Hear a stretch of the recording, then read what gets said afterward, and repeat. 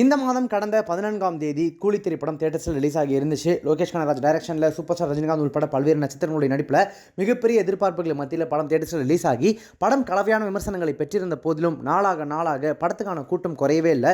வசூல்லையும் எந்த குறையுமே இல்லை அப்படின்றதுனால படம் இப்போ வரைக்கும் சக்ஸஸ்ஃபுல்லாக தான் போயிட்டு இருக்கு. அந்த வகையில் முதல் நாள் வசூலை 151 கோடிகளுக்கும் மேலே வசூல் பண்ணி இது வரைக்கும் இந்திய சினிமாவில் எந்த திரைப்படமும் முதல் நாள் இவ்வளோ வசூல் பண்ணதில்லை அப்படின்ற ரெக்கார்டை வந்து கூலி திரைப்படம் கிரியேட் பண்ணியிருந்துச்சு.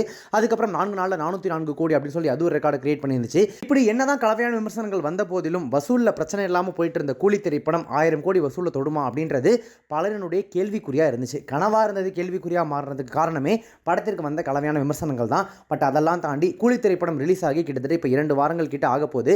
இந்த நிலையில் கூலி திரைப்படம் 500 கோடி வசூலை கடந்திருக்கு அப்படின்னு சொல்கிறாங்க.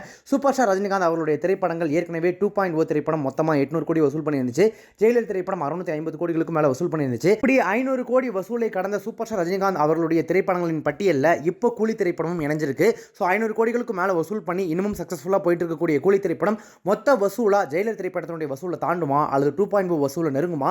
1000 கோடி வசூல் அப்படின்றதெல்லாம் இப்போதைக்கு சாத்தியம் இல்லை அப்படின்றது ஓரளவு நமக்கே புரிய ஆரம்பிச்சிருச்சு.